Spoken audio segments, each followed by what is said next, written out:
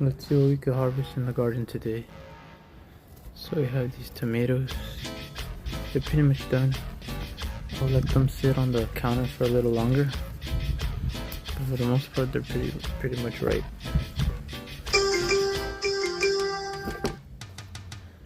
And then we'll leave these to further ripen. With some parsley.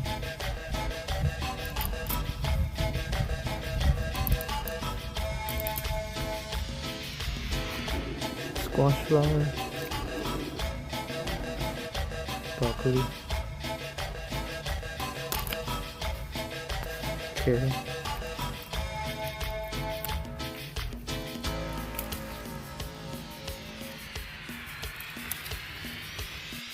And peppers.